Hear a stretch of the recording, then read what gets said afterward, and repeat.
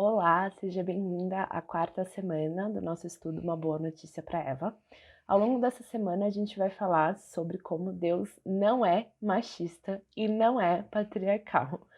A gente vai analisar o que deu errado e por que a gente vê tanta desigualdade, tanta injustiça contra mulheres, inclusive na Bíblia. Para começar, eu queria ler com vocês o texto de Gênesis 3 novamente, porque a gente vai conversar sobre ele em mais detalhes.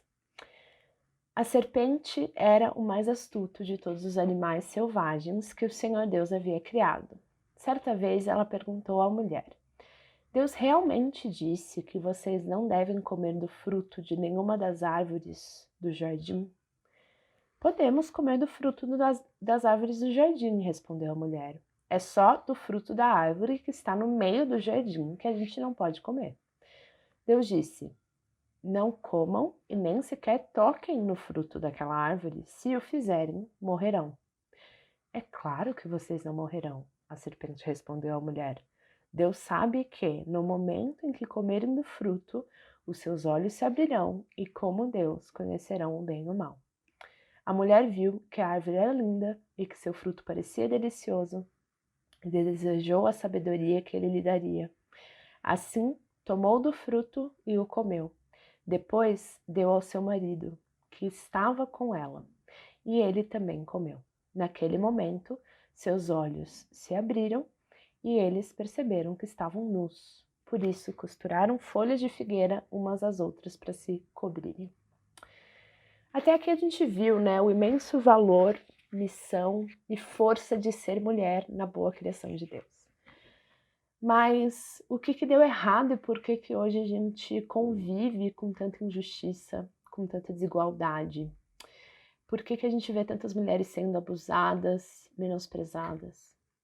Por que na própria Bíblia a gente encontra relatos de mulheres sendo maltratadas? Será que o fato de ter relatos na Bíblia de mulheres sendo tratadas de forma não digna da sua imagem e semelhança de Deus significa que a Bíblia esteja prescrevendo esse tipo de tratamento para as mulheres? Será que o machismo e o patriarcado são baseados e incentivados pela Bíblia?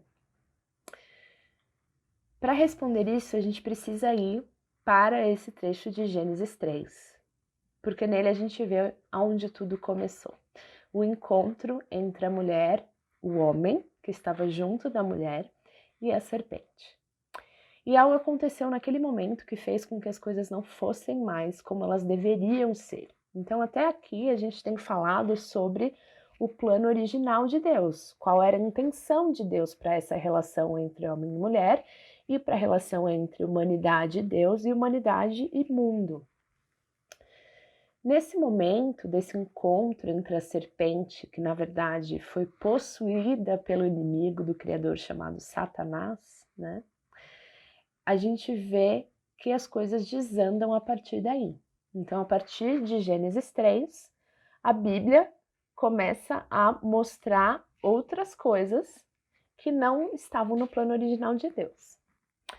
E antes de a gente seguir, a gente precisa descobrir um pouco mais sobre quem é Satanás, quem é esse inimigo do Criador.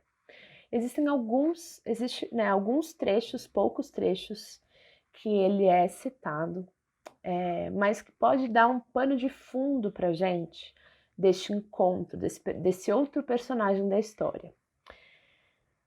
A gente encontra Satanás sendo citado direta ou indiretamente em Isaías 14, 11 a 17. Então, se você quiser abrir, dá uma pausa no vídeo, acompanha comigo.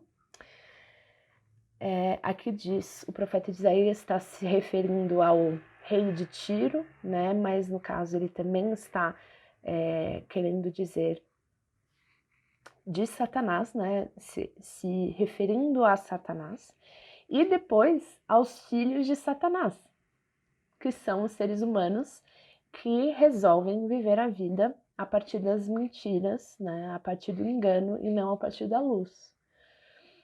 E Isaías 14, 11, 17 diz o seguinte: seu orgulho foi enterrado com você, o som da harpa em seu palácio cessou. Agora larvas são seu lençol e vermes sua coberta. Como você caiu dos céus, ó estrela brilhante, filho da alvorada. Foi lançado à terra, você que destruía as nações. Pois dizia consigo: subirei aos céus e colocarei meu trono acima das estrelas de Deus. Dominarei no monte dos deuses, nos lugares distantes do norte. Subirei aos mais altos céus e serei como o Altíssimo. Em vez disso, será lançado ao lugar dos mortos, ao mais profundo abismo. Todos olharão para você e perguntarão: é este o homem que fazia a terra tremer e abalava os reinos do mundo? É esse o rei que destruiu a terra e a transformou em deserto? É ele que arrasava as grandes cidades e não tinha misericórdia de seus prisioneiros? A gente vê uma outra referência a Satanás em Ezequiel 28, de 12 a 19, que diz o seguinte: era irrepreensível em tudo que fazia, desde o dia em que foi criado, até que se achou maldade em você. O seu rico comércio o levou à violência e você pecou. Por isso o bani em desonra do monte de Deus. Eu o expulsei, ó querubim guardião, de seu lugar entre as pedras cintilantes. O seu coração se encheu de orgulho por causa de sua beleza. Sua sabedoria se corrompeu por causa do seu esplendor. Por isso o atirei à terra e o expus ao olhar dos reis. Você profanou seus santuários com seus muitos pecados e seu comércio desonesto. Por isso fiz sair de dentro de você um fogo que o consumiu. Reduziu as cinzas no chão, à vista de todos que observavam.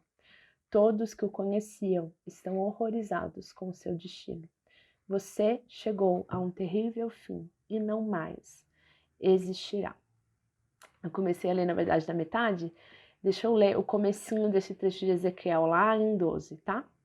Diz assim: você era o modelo da perfeição, cheio de sabedoria e beleza. Estava no Éden, o jardim de Deus. Suas roupas eram enfeitadas com todas as pedras preciosas, todas trabalhadas com cuidado para você sobre o ouro mais puro. Foram-lhes entregues no dia em que você foi criado. Eu o escolhi e o ungi como querubim guardião. Você tinha acesso ao Monte Santo de Deus e andava entre as pedras cintilantes. A gente não tem muito mais do que isso, né? De descrição de Satanás e da queda de Satanás. A gente só sabe que ele hoje ronda o mundo todo, né? Ele vive na dimensão espiritual da vida que a gente conversou. Mas ele não está nas dimensões celestiais, ele está rondando pelo mundo criado, com os seus anjos também caídos. E ele está destinado à derrota, né? Ele já foi derrotado na cruz por Jesus, e ele sabe que ele será finalmente derrotado novamente quando Jesus voltar. Mas antes dele ser um espírito, uma força espiritual que se corrompeu e que passa a influenciar pessoas e sistemas para não adorarem mais ao Criador, ele era um anjo, um guardião. Ele era um dos anjos mais lindos, belos e sábios. Né? Essa descrição de ele era um querubim no jardim do Éden. Deus tinha dado a ele uma posição importante dentro da criação, mas a sua cobiça o corrompeu, né? Ele quis ser maior do que Deus. E por conta disso, ele também influenciou a humanidade a se corromper pelo mesmo caminho, pela mesma queda que ele teve, né?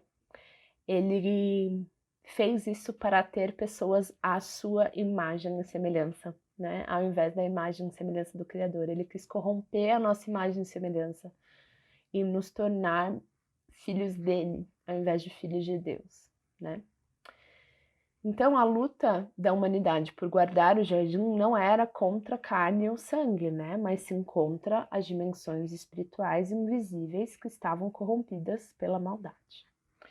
Isso o apóstolo Paulo fala em Efésios 6:12, né? Porque nós não temos que lutar contra a carne e o sangue, mas sim contra os principados, contra as potestades, contra os príncipes das trevas deste século, contra as hostes espirituais da maldade.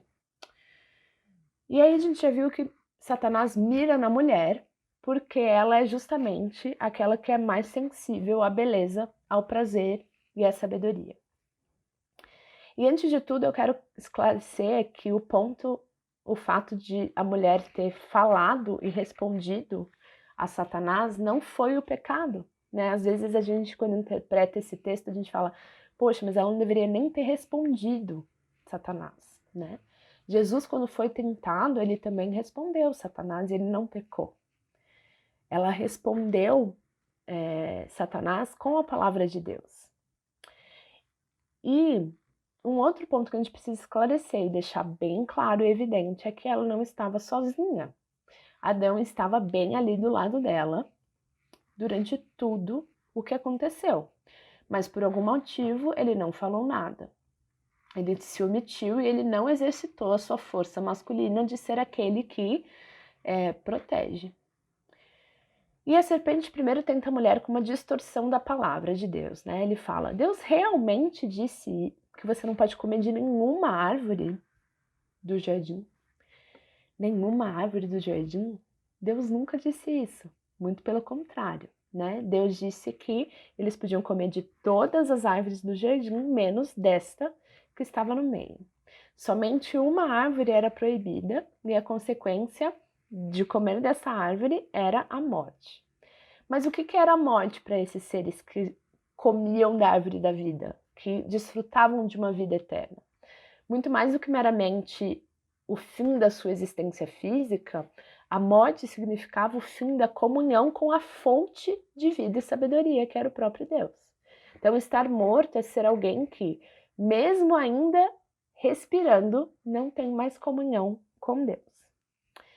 E aí a mulher respondeu à serpente com a palavra de Deus. No primeiro teste, ela foi aprovada com sucesso. Ela disse, não, é só do fruto daquela árvore que a gente não deve comer.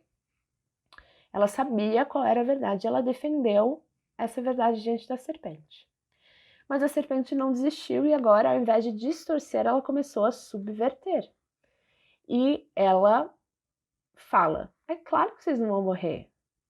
A verdade é que Deus sabe que no momento em que vocês comerem do fruto, os seus olhos se abrirão e vocês passarão a ser como Deus e conhecerão o bem e o mal.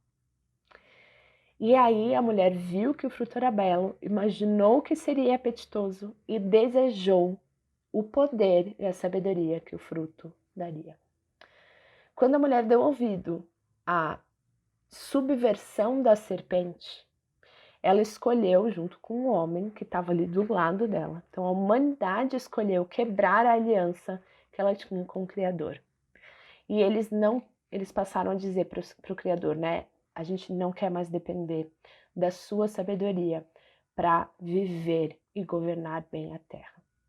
O problema aqui não é que a mulher não tenha pedido permissão ao homem antes de tomar a iniciativa de comer o fruto, mas ela não consultou o homem, ela não tomou a decisão junto com ele, né?